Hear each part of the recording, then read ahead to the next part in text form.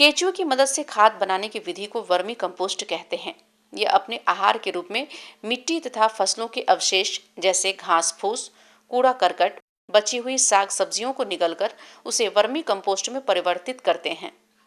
औसतन एक केचुआ 1 ग्राम वजन का होता है और 24 घंटे में 1 ग्राम बीट निकालता है।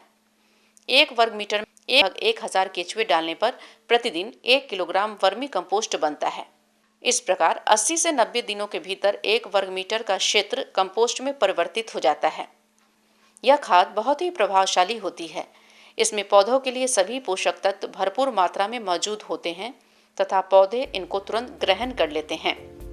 इस खाद में नाइट्रोजन 1.2 से 1.6%, फास्फोरस 1.8 से 2% एवं पोटाश 0.5 से 0.75% उपलब्ध है।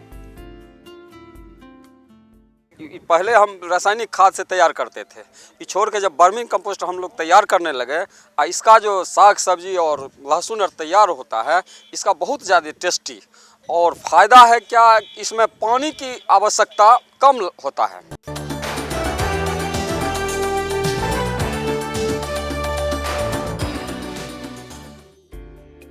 अनाज वाली फसलों में 20 से 25 क्विंटल प्रति एकड़ का ही प्रयोग करें। फलदार वृक्षों में 1 से 10 किलोग्राम प्रति वृक्ष आवश्यकता अनुसार और सब्जी फसलों में 40 से 50 क्विंटल प्रति एकड़ का प्रयोग करें।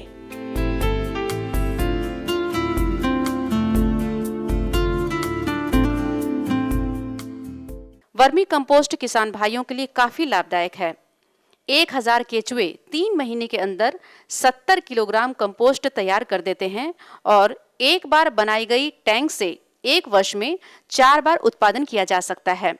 साथ ही 1000 केचुए 3 महीने के अंदर प्रजनन से 20 गुना हो जाते हैं, अर्थात 20,000 केचुए बन जाते हैं।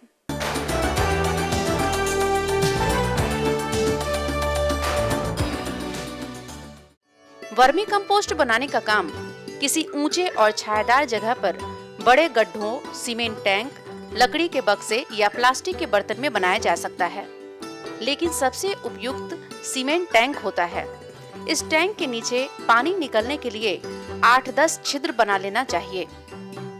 इस टैंक की लंबाई आप घटा या बढ़ा सकते हैं, लेकिन इसकी चौड़ाई 3 फीट और गहराई लगभग 3 फीट ही बनवाएं। गड्ढे के सबसे निचली सतह पर 2 से 3 इंच मोटी ईंट या पत्थर के छोटे छोटे टुकड़े बिछा दे। ये केचुए का घर हुआ। गिट्टी की परत के ऊपर 6 से 7 सेंटीमीटर बालू की तह लगाने के बाद 15 से 16 सेंटीमीटर दोमट मिट्टी का तह लगाएं। अब मिट्टी की इस परत को पानी छिड़क कर नम कर देना चाहिए। इस तरह से खाद बनाने का कारखाना तैयार हो गया। अब कच्चा माल यानी घास फूस, पत्ते, केले का तना, मक्का, पुआल, जलकुंभी जैसे अवशिष्ट पदार्थ इकट्ठा करें।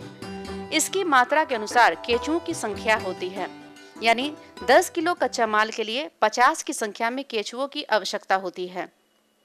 किसान भाई, हर तरह के केचुओं को वर्मी कंपोस्ट में इस्तेमाल नहीं किया जा सकता।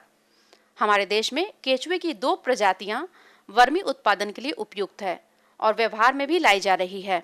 ये है एसिना फेटिडा और यूड्रिलॉस यूजिनी। अब इस केचुए को मिट्टी की इस सतह पर बराबर की संख्या में डाल दें। अब सड़ा हुआ गोबर का ढेर 2 से 2.5 इंच ऊंचा बनाकर रख दें। इस गोबर के ऊपर 10 से 15 सेंटीमीटर सूखी घास, पुआल, केले का तना, जलकुंभी, मक्का जैसे कृषि अवशिष्ट बिछाकर पानी का छिड़काव करें। पानी का छिड़काव संतुलित मात्रा में करें। ये केचुए ज्यादा तापमान और नमी पर जिंदा नहीं रह पाते, इसलिए इस बात का ध्यान रखना चाहिए जहां ये केचुए पाले जाते हैं वहां नमी का स्तर 50 से 60% तक और तापमान 28 से 32 डिग्री सेल्सियस तक होना चाहिए। इसलिए पानी का छिड़काव गर्मी में 2 बार और जाड़े में 1 बार प्रतिदिन करें। अब गड्ढे को जूट के बोरे से ढक दें। लगभग 30 दिनों तक रोज केचुओं को भोजन कराना, यानी बोरे को हटाकर सब्जी, फल का छिलका और कृषि अवशिष्ट और हल्का पानी देना है। इसे सप्ताह में 1 बार पलटते रहना चाहिए। 31वें दिन भोजन देना बंद कर देना है। सिर्फ पानी का छिड़काव नमी बरकरार रखने के लिए करना चाहिए। 38वें दिन से पानी देना भी बंद कर देना चाहिए। लगभग 46वें दिन हौद से बालू की सतह तक का तैयार कंपोस्ट धूप में निकालकर 24 से 36 घंटे तक छोड़ दें। इस कंपोस्ट को तार की जाली से डालकर प्लास्टिक के बोरे में भर ले ताकि नमी बनी रहे। फिर देर किस बात की है, आइए वर्मी कंपोस्ट अपनाएं, भूमि बचाएं।